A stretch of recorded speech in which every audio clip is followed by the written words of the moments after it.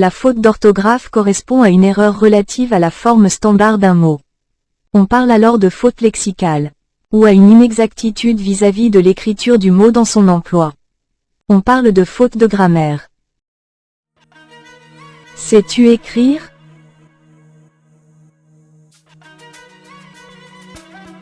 Sais-tu différencier entre les homophones suivants? Tant, tant, tant, tant et tant.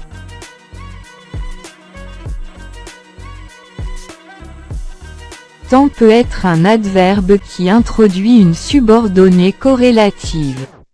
Tant peut également être une conjonction. Tant peut aussi être un pronom indéfini.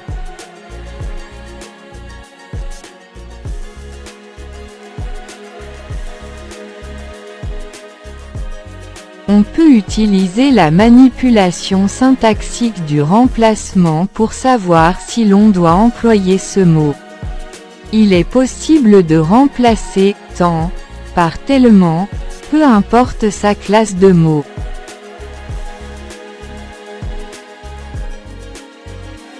Exemple, il a tant ri qu'il en a eu mal aux côtes. Ici tant est un adverbe. On peut la remplacer par « il a tellement ri qu'il en a eu mal aux côtes ». Exemple, il ne sut pas quoi répondre tant il était abasourdi. Ici tant est une conjonction. On peut la remplacer par « il ne sut pas quoi répondre tellement il était abasourdi ». Exemple, tant a déjà été fait pour l'aider. Ici tant est un pronom indéfini. On peut la remplacer par « tellement a déjà été fait pour l'aider ». Tant est le pronom personnel, t, t', accompagné du pronom personnel, en.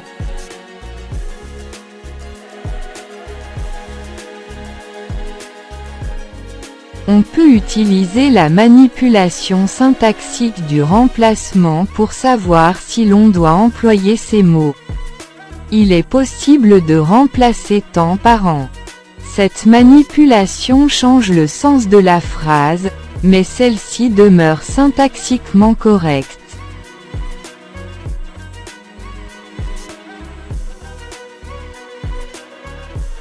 Exemple, on t'en demande beaucoup.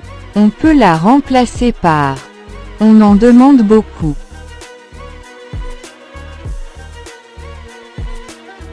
Tant, avec ds, est le verbe tendre conjugué au présent de l'indicatif à la première, et à la deuxième personne du singulier, et aussi à l'impératif présent, à la deuxième personne du singulier.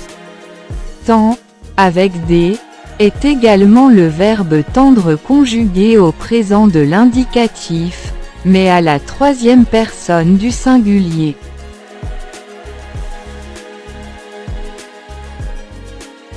On peut utiliser la manipulation syntaxique de l'encadrement pour savoir si l'on doit employer l'un de ces verbes. Il est possible de les encadrer par « ne pas ». Pour bien différencier les verbes tant et tant, il faut observer le groupe occupant la fonction de sujet qui les accompagne. C'est ce sujet qui permet de bien accorder le verbe tendre.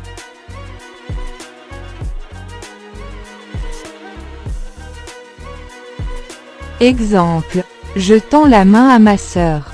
On peut la remplacer par « je ne tends pas la main à ma sœur ». Exemple, Samy tend un piège à cette souris. On peut la remplacer par « Samy ne tend pas un piège à cette souris ».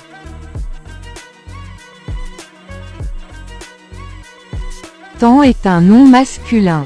Il peut désigner la durée de quelque chose, une époque, une étape, la météo ou encore une forme verbale.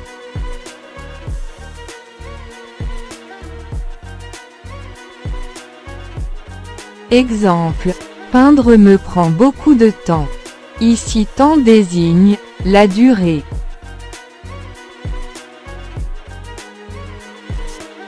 Exemple. Ce sont des mœurs d'un autre temps. Ici temps désigne une époque.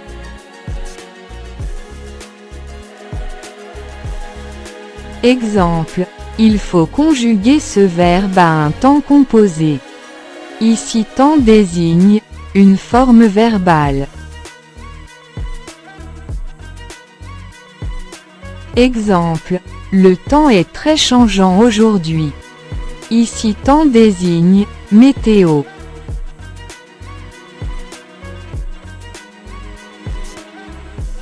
Exemple. Dans un premier temps, il faut dessiner le plan. Ici temps désigne une étape.